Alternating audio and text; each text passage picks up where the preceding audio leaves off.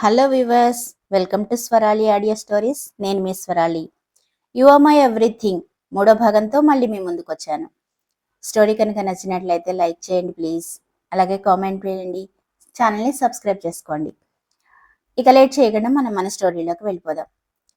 అంటే వాళ్ళ మీద పగతో మీరు నన్ను పెళ్లి చేసుకుందాం అనుకుంటున్నారా అని సూటిగా అడిగింది ఆరాధ్య. అయ్యో పిచ్చి మొద్దు, నువ్వు నా ప్రాణమే, నీకు ఆ విషయం నేను ఎలా చెప్పాలి? You are my everything. కానీ ఇప్పుడు నేను చెప్పలేను, నువ్వు నమ్మలేవు. కొన్నాళ్ల పాటు ఈ అపార్థాన్ని ఇలాగే ఉండనివ్వు అని మనసులో అనుకుని పైకి మాత్రం ఏమీ తెలియనట్లుగా మౌనంగా నిలబడి ఉన్నాడు రిషి. ఏమి మాట్లాడరేంటి సార్? వాళ్ళ మీద పగతో నేను ఇప్పుడు మిమ్మల్ని పెళ్లి చేసుకోవాలి అంటారా అని మరోసారి ప్రశ్నించింది ఆరాధ్య. నీకు నా గురించి అసలు ఏం తెలుసు అని ఆమె అడిగిన ప్రశ్నకు సంబంధం లేకుండా తిరిగి ప్రశ్నించాడు రిషి. ఒక్క క్షణం ఆరాధ్య రిషి వైపు నిశితంగా చూసింది. ఆమె వర్ధన్ గ్రూప్ ఆఫ్ ఇండస్ట్రీస్ గురించి, ముఖ్యంగా ఆసియాలోనే నెంబర్ 1 ఎలిజిబుల్ బ్యాచులర్ అయిన ఋష్యేంద్ర వర్ధన్ గురించి చాలా కథలుగా విని ఉన్నది. ఆ కుటుంబంలోకి కోడలుగా వెళ్ళాలి అని ప్రతి ఆడపిల్ల కలలు కంటూ ఉంటారు. కేవలం ఫైనాన్షియల్ స్టేటస్ మాత్రమే కాదు, నైతిక విలువలు కూడా. వాళ్ళు ఎంత విలువిస్తారో, జనాల్లో ఎంత గౌరవ మర్యాదలు పొందుతారో, వాళ్ళ ఫ్యామిలీ గురించి, వాళ్ళ ఫ్యామిలీలో ఉండే లేడీస్ గురించి, సమాజంలో ఎంత రెస్పెక్ట్ ఉంటుందో అన్నీ ఒక బిజినెస్ ఫీల్డ్లో ఉండే అమ్మాయిగా ఆరాధ్యకి తెలుసు. కానీ ఇప్పుడు తనను రిషి ఎందుకు పెళ్లి చేసుకోవాలనుకుంటున్నాడో మాత్రం ఆమెకు అర్థం కాలేదు. అతనిని కోరుకోవాలి కానీ తనకంటే అతను కోరుకోవాలి కానీ తనకంటే 1000 రెట్లు అందమైన అమ్మాయి, తనకంటే మంచి గుణాలు ఉన్న అమ్మాయిని అతను సెలెక్ట్ చేసుకోగలడు. నిజానికి వాళ్ళ ఫ్యామిలీ కూడా వాళ్ళ ఇంటి కోడలుగా తనని ఒప్పుకోకపోవచ్చు. ఎందుకంటే ఇప్పటికే తను శ్రీకర్ చేతిలో మోసపోయి ఉంది. అలాంటిది తనను ఎందుకు రిషి చూస్ చేసుకున్నాడో ఆమెకి అర్థం కాని $1 మిలియన్ ప్రశ్నగా మిగిలిపోయింది. ఆమెను ఇంకా ఎక్కువ ఆలోచించనీయడం మంచిది కాదు అని అనుకున్న రిషి, చూడారాధ్య, నీ గురించి అన్నీ తెలుసుకున్న తర్వాతనే నేను ఈ డెసిషన్ తీసుకున్నాను. నా నిర్ణయానికి మా ఫ్యామిలీ ఎప్పుడూ సపోర్ట్గా ఉంటారు. నువ్వు ఇంకా ఏ విషయంలోనూ ఆలోచించాల్సిన అవసరం లేదు.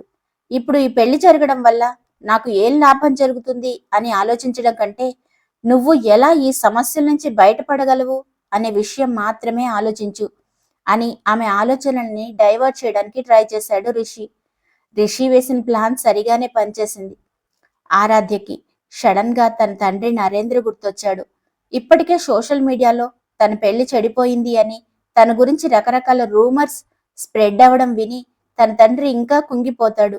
అదీ కాక ఆ శర్మ గ్రూప్ ఆఫ్ ఇండస్ట్రీస్ తో తన తండ్రికి ఉన్న సంబంధాలన్నీ కూడా తెంచుకోవడం వల్ల ఫైనాన్షియల్ గా కూడా కోలుకోలేని దెబ్బ అవుతుంది. అన్నింటికీ పరిష్కారంగా ఆమె కళ్ళ ముందు ఇప్పుడు ఋషి మాత్రమే నిలబడి ఉన్నాడు. అలాగని తన ఆత్మాభిమానాన్ని చంపుకొని రిషితో పెళ్లి కొప్పుకోవాలి అని ఆరాధ్య అనుకోలేదు. ఎటూ తేల్చుకోలేక సతమతమవుతున్న ఆరాధ్య చేయి పట్టుకొని రిషి మాట్లాడడం మొదలుపెట్టాడు. చూడారాధ్య, నీకు ఇష్టం లేకుండా ఏదీ జరగదు. నేను నిన్ను ఫోర్స్ చేయడం లేదు. నువ్వు ఉన్న పరిస్థితిని అడ్వాంటేజ్ తీసుకోవాలని కూడా అనుకోవడం లేదు. జస్ట్ ఒక ఆడపిల్లకి ఆసరాగా నిలబడదాం అనుకుంటున్నాను. ఒకవేళ భవిష్యత్తులో నువ్వు మన పెళ్లి బంధాన్ని కాదు అనుకుంటే నిస్సందేహంగా నా లైఫ్లోంచి వెళ్ళిపోవచ్చు. ఆ స్వేచ్ఛ నీకు ఎప్పటికీ ఉంటుంది అని ఆమెకి భరోసా ఇస్తున్నట్లుగా అన్నాడు రిషి. రిషి అంత తగ్గి మాట్లాడుతూ ఉంటే ఆరాధ్యకి ఒక పక్క చాలా సంతోషంగా ఉన్నప్పటికీ మరో పక్క చాలా భయంగా కూడా అనిపించింది. తను ఏదైనా వేరే సమస్యలో చిక్కుకుంటున్నానేమో అని అనుమానం కూడా కలిగింది. కానీ అంతలోనే రిషి మాటలు ఆమెకి ధైర్యాన్ని కలిగించాయి. ఆరాధ్య రియాక్షన్ చూసి రిషి, ఇప్పుడు నన్ను పెళ్లి చేసుకుంటావా అని అడిగాడు. ఆ ప్రశ్నకి ఆరాధ్యకి ఏం సమాధానం చెప్పాలో అర్థం కాలేదు. ఆమె కళ్ళు పెద్దవిగా చేసి అతని వైపు చూస్తూ ఉండిపోయింది. ఆమె ముఖంలో భయం, ఆశ్చర్యం, అయోమయం అన్నీ కలగలిపి కనిపించాయి. ఆమెకి ఏం మాట్లాడాలో కూడా తెలియలేదు. రిషి తన జవాబు కోసం ఎదురు చూస్తూ ఆమె కళ్ళల్లోకి సూటిగా చూశాడు. ఆరాధ్య తన జీవితంలో ఇలాంటి పరిస్థితిని ఎప్పుడూ ఊహించుకోలేదు. అప్పటి వరకు తన జీవితం ముగిసిపోయింది అనుకున్న క్షణంలో ఒక అపరిచిత వ్యక్తి వచ్చి తనను పెళ్లి చేసుకోమంటున్నాడు. అంతేకాకుండా అతని ప్రపంచంలోనే అత్యంత శక్తివంతమైన వ్యక్తుల్లో ఒకడు. ఇది నిజమా కలా అని ఆమెకే డౌట్ వచ్చింది. ఆరాధ్య ఆలోచిస్తూ నిలబడ్డం చూసి రిషినే మళ్ళీ మాట్లాడడం స్టార్ట్ చేశాడు. ఇప్పుడు నన్ను పెళ్లి చేసుకుంటావా? రిషి మాటలు వినగానే ఆరాధ్య షాక్ అయ్యి రిషి వైపు చూసింది. ఒకవేళ దీనికి నేను అంగీకరించకపోతే మీరు ఏం చేస్తారు అని సూటిగా రిషి వైపు కళ్ళల్లోకి చూస్తూ అంది ఆరాధ్య. ఆరాధ్య తనను రిజెక్ట్ చేసినా రిషి ముఖంలో ఏ భావం కనిపించలేదు. అతను ఆరాధ్యని మాత్రమే చూస్తున్నాడు. ఆమె నడుం పట్టుకొని తన వైపుకు లాక్కొని ఆమె కళ్ళల్లోకి చూస్తూ, ఏంటిది, నన్ను పెళ్లి చేసుకోవాలని ఎంతమంది అమ్మాయిలు కలలు కంటున్నారో తెలుసా అని అడిగాడు. నువ్వు ఎవరిని రిజెక్ట్ చేస్తున్నావో తెలుసా అంటూ ఆమె జుట్టును చెవి వెనక్కి లాగి, నిన్ను ఎవరినైతే మోసం చేశారో వాళ్ళ మీద రివెంజ్ తీర్చుకోవాలనుకుంటున్నావు కదా, ఇంత జరిగినా మరి వాళ్ళని వదిలేస్తానని నేనైతే అనుకోవడం లేదు అన్నాడు. రిషి మాటలకు ఆరాధ్యకి కోపం వచ్చింది. అతన్ని దూరంగా నెట్టేసి, నేను పిచ్చిదాన్ని కాదు, నా రివెంజ్ నేను తీర్చుకోగలను, నాకు నీ హెల్ప్ ఏం అవసరం లేదు అని గట్టిగా చెప్పింది. రిషి ఆమె మాటలకు పెద్దగా నవ్వుతూ, నిజమే, నువ్వు చెప్పింది నిజమే, నేను ఇంత పెద్ద జోక్ ఇంతవరకు ఎప్పుడు వెళ్ళలేదు తెలుసా అని నవ్వుతూ అన్నాడు రిషి. ఆరాధ్య అతని వైపు కోపంగా చూసింది. అలా చూస్తున్నప్పుడు ఆమె మూతి మొత్తం సున్నాలా చుట్టి కళ్ళు టపటపలాడిస్తూ క్యూట్ గా నిలబడ్డ ఆరాధ్యని చూస్తూ ఉంటే రిషి గుండెల్లో మరోసారి గంటలు మోగాయి. నువ్వంత క్యూట్ గా చూడికే డార్లింగ్, నా మనసు మెల్ట్ అయిపోతోంది అని తన హార్ట్ మీద చేయి వేసుకొని తనలో తనే అనుకున్నాడు రిషి. ఇందులో అంత పెద్ద జోక్ ఏముంది, ఎందుకలా నవ్వుతున్నావు అని కోపంగా అడిగింది ఆరాధ్య. క్షణం క్రితం ఇక్కడి నుంచి దూకి చచ్చిపోదాం అనుకున్నావు, నువ్వు వెళ్ళి వాళ్ళ మీద రివెంజ్ తీర్చుకుంటావు, నేను నమ్మాలి అంతే కదా, మరి దీన్ని జోకే అంటారు కదా అని వెటకారంగా అన్నాడు రిషి. నేనేం చేయాలో నాకు తెలుసు, నీ సలహాలేమి నాకు అవసరం లేదు అని కోపంగా అంది ఆరాధ్య. ఆరాధ్య ప్లీజ్, నేను చెప్పేది అర్థం చేసుకో, నీకు రివెంజ్ తీర్చుకోవడంలో నేను హెల్ప్ చేస్తాను. పోనీ ఇదంతా నువ్వు నా కోసమే చేసావనుకో, నాకు హెల్ప్ చేస్తున్నావు అనుకో, ఇప్పుడు ఓకే కదా నీకు అని ఆమెను కన్విన్స్ చేయడానికి ట్రై చేశాడు రిషి. దానికి ఆరాధ్య, నాకేం చేయాలో తెలుసు, నువ్వు నాకు చెప్పాల్సిన అవసరం లేదు, నన్ను ఒంటరిగా వదిలేయండి అని చెప్పి అక్కడి నుంచి వెళ్ళిపోసాగింది. కానీ రిషి ఆమె చేయి పట్టుకొని, నా మాట విను ఆరాధ్య, నువ్వు ఒంటరిగా ఏమీ చేయలేవు, నీకు శర్మ కుటుంబం కంటే శక్తివంతమైన వ్యక్తి సపోర్ట్ అవసరం. వర్ధన్ ఇండస్ట్రీస్ మాత్రమే నువ్వు కోరుకుంది చేయగలదు. నన్ను పెళ్లి చేసుకుంటే నేను రాజకొండ ఇండస్ట్రీస్తో కూడా చేతులు కలుపుతాను. నేను నీకు ఆఫర్ ఇస్తున్నందుకు నువ్వు చాలా అదృష్టవంతురాలివి. నీ స్థానంలో వేరే అమ్మాయి ఉంటే నన్ను పెళ్లి చేసుకోవడానికి ఎప్పుడు కూడా ఒప్పుకునేది. కానీ నేను చూడు నీ ముందు ఎంత తగ్గి అడుగుతున్నాను అని అన్నాడు రిషి. ఆరాధ్య కాసేపు ఆలోచించి, నాకు ఆలోచించుకోవడానికి కొంత టైం ఇస్తావా అని అడిగింది. అమ్మయ్యా, ఇప్పుడు దారిలోకి వచ్చావు, నీకు ఎంత టైం కావాలంటే అంత టైం తీసుకో, బాగా ఆలోచించుకొని ఒక 5 minutesలో నీ డెసిషన్ ఏంటో చెప్పు అన్నాడు రిషి. ఫస్ట్ రిషి అన్న మాటలు ఆరాధ్యకు అర్థం కాలేదు. అర్థమైన వెంటనే రిషి వైపు అయోమయంగా చూస్తూ, ఏంటి, బాగా ఆలోచించుకొని 5 minutesలో నా డెసిషన్ చెప్పాలా? ఇదేమైనా vanilla ice cream chocolate ice క్రీమ్లో ఏది ఇష్టం, ఏది చూస్ చేసుకుంటావని అడిగిన క్వశ్చన్లా అనిపిస్తోందా నీకు? పెళ్ళంటే లైఫ్ టైం మ్యాటర్, దాన్ని 5 నిమిషాల్లో ఎలా చూస్ చేసుకుంటారు? దీనికి నేను ఒప్పుకోను అని కోపంగా అన్నది ఆరాధ్య. ఆల్రెడీ నీకు ఇచ్చిన టైంలో 49 seconds అయిపోయాయి, అందుకే టైం వేస్ట్ చేయకుండా ఆలోచించుకోమని చెప్తున్నాను అని వాచ్ చూసుకుంటూ అన్నాడు రిషి. ఏయ్ పిచ్చా నీకేమైనా, లైఫ్లో ఇంత పెద్ద డెసిషన్ 5 నిమిషాలు ఎలా తీసుకుంటారు అని కంగారుగా ఆశ్చర్యం కలిసిన గొంతుతో అడిగింది ఆరాధ్య. రిషి మళ్ళీ వాచ్ చూసుకొని 4 నిమిషాల 10 సెకండ్లు మిగిలిన్నాయి అన్నాడు. ఆరాధ్య కన్నీళ్లతో, నువ్వు ఇలా ఎలా చేస్తావు, ఇంత తొందర పెడుతుంటే నాకు ఏ ఆలోచన రావడం లేదు అంటూ 2 చేతులు బుగ్గలపై పెట్టుకొని నేల మీద కూర్చుండిపోయింది. అతను ఆమె మాటల్ని పట్టించుకోకుండా 4 నిమిషాల 5 సెకండ్లు మిగిలిన్నాయన్నాడు. ఆరాధ్య తల పట్టుకుని, ముందు నువ్వు అసలు ఆ కౌంట్ చేయడం ఆపు, నిన్ను చాలా డిస్టర్బ్ చేస్తున్నావు అంది. కొద్దిసేపటి క్రితం సూసైడ్ చేసుకుందాం అనుకున్నప్పుడు మాత్రం ఇంతగా ఆలోచించలేదు, కానీ ఒక మంచి డెసిషన్ తీసుకోవడానికి మాత్రం నీకు టైం ఎక్కువ కావాల్సి వచ్చిందా? నేను టైం కౌంట్ చేస్తుంటే నీకు డిస్టర్బ్గా ఉందా? అసలు మాట్లాడుతుంటే ఎంత ఫన్నీగా ఉందో తెలుసా నువ్వు అని అన్నాడు రిషి. ప్లీజ్, పదే పదే నేను సూసైడ్ చేసుకోవాలనుకున్నాను అన్న విషయాన్ని గుర్తు చేసి నన్ను ఇరిటేట్ చేయొద్దు. ఇంకోసారి ఎప్పుడు అసలు ఆ టాపిక్ నా దగ్గర తీసుకురావద్దు.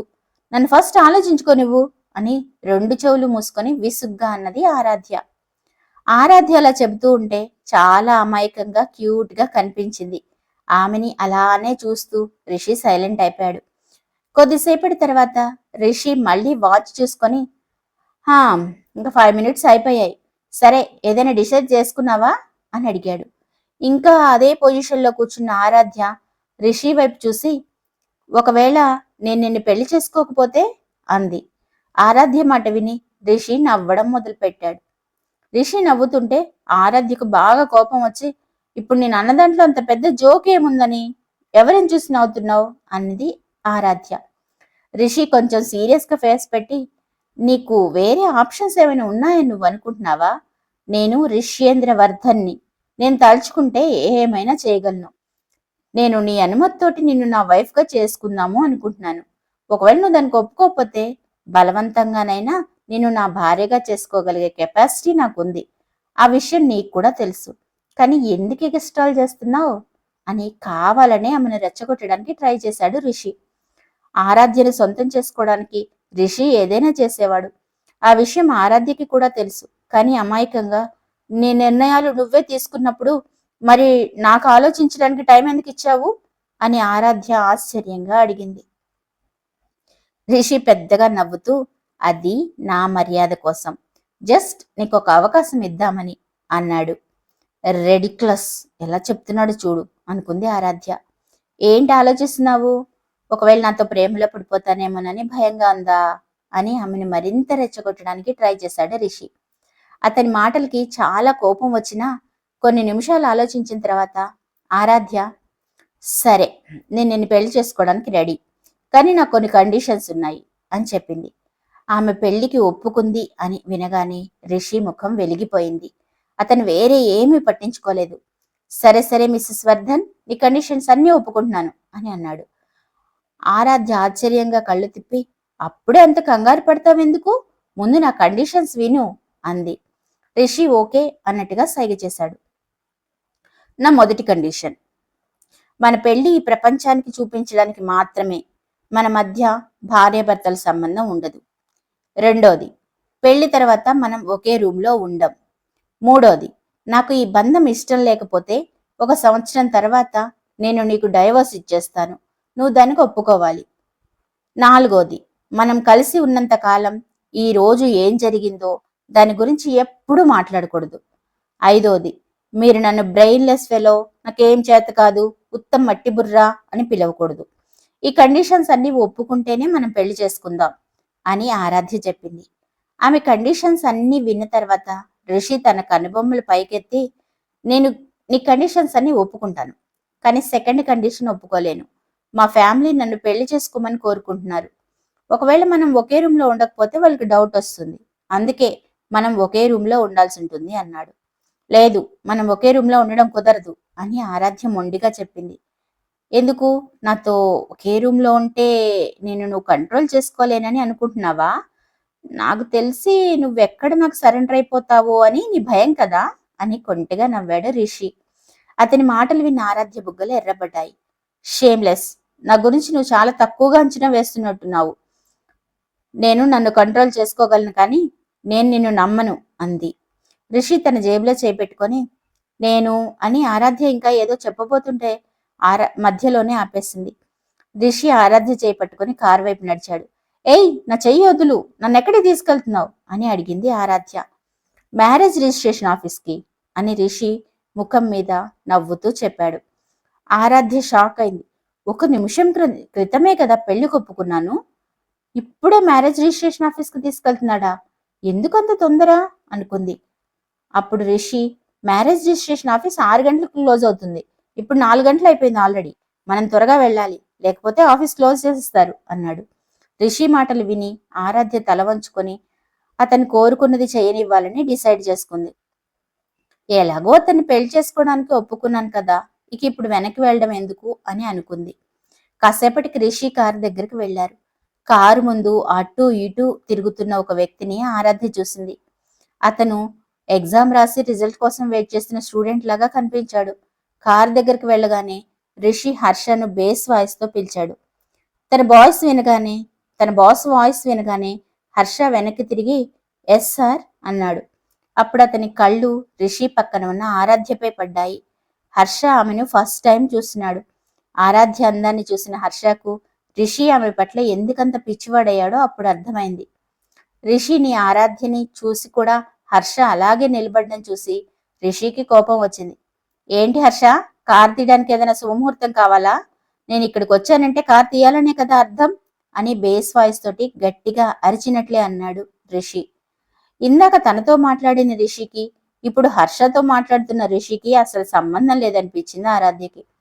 హర్ష తన ఆలోచనల నుంచి బయటకు వచ్చి డ్రైవింగ్ సీట్ లో కూర్చుని ఎక్కడికి వెళ్ళాలి సార్ అని అడిగాడు. మ్యారేజ్ రిజిస్ట్రేషన్ ఆఫీస్కి పోని అన్నాడు రిషి.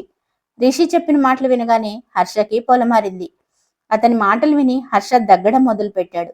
ఎలాగోలా దగ్గుని ఆపుకొని రిషి వైపు ఆశ్చర్యంగా చూశాడు. హర్ష అలా రియాక్ట్ అవ్వడం చూసి రిషి కోపంగా ఏంటిప్పుడు, నీకేమైనా ప్రాబ్లమా అన్నాడు. లేదు సార్, లేదు, నాకేం ప్రాబ్లం లేదు అని హర్ష కంగారుగా చెప్పాడు. తర్వాత కొద్దిసేపటి వరకు కారులో ఎవ్వరూ మాట్లాడుకోలేదు. సైలెంట్ గా కూర్చున్నారు. కానీ ఆరాధ్య సడన్ గా ఆ సైలెన్స్ ని బ్రేక్ చేసి రిషిని ఒక మాట అడిగింది. అవును, నాకు డౌట్ వచ్చింది. ఇంతకీ ఆ కొండ దగ్గర నువ్వేం చేస్తున్నావు అని డౌట్ గా అడిగింది ఆరాధ్య. ఆరాధ్య ఆ క్వశ్చన్ అడుగుతుందని రిషి ఎంత మాత్రం ఊహించలేదు. ఇప్పుడు ఎలా కవర్ చేయాలి అని ఒక 2 మినిట్స్ ఆలోచించి హర్ష వైపు చూపిస్తూ, పాపం అతని భార్య ఈ రోజే చనిపోయింది, అందుకే మేము ఆ కొండ దగ్గరికి వెళ్ళాం అని హర్ష వైపు చూపిస్తూ చెప్పాడు రిషి. హర్ష కళ్ళు పెద్ద వచ్చేసి రిషి వైపు అయోమయంగా చూస్తూ ఉండిపోయాడు.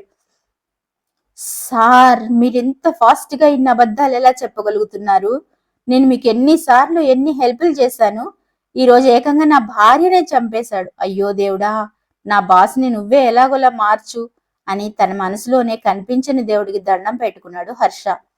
అదేంటి, అతని భార్య ఈ రోజే చనిపోయింది అని చెప్తున్నావు, కానీ అతన్ని చూస్తే కొంచెం కూడా బాధపడుతున్నట్లుగా అనిపించడం లేదు, పైగా చాలా హ్యాపీగా ఉన్నట్టుగా కూడా అనిపిస్తున్నాడు అని డౌట్ గా అడిగింది ఆరాధ్య.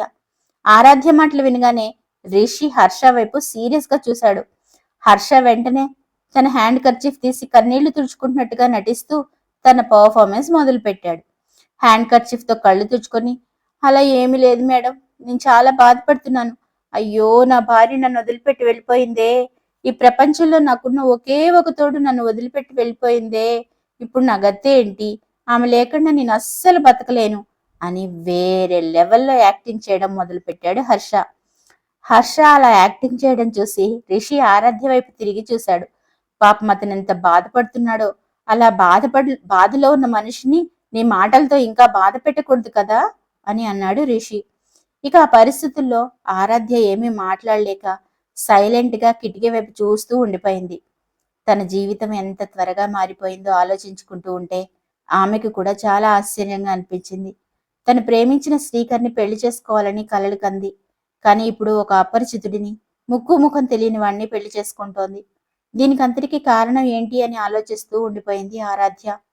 కారు ఆగగానే ఆరాధ్య ఆలోచనల నుంచి బయటకు వచ్చింది. రిషి ఆమె వైపు చేయి చాచి వెళ్దామా అన్నాడు. ఆరాధ్య ఇష్టం లేనట్టుగా అతను చేయి పట్టుకొని మ్యారేజ్ రిజిస్ట్రేషన్ ఆఫీస్లోకి వెళ్ళింది. అరగంటలో అన్ని ఫార్మాలిటీస్ పూర్తయ్యాయి. అప్పటిదాకా అపరిచితులుగా ఉన్నవాళ్ళు అప్పటి నుంచి వాళ్ళిద్దరూ భార్యాభర్తలయ్యారు.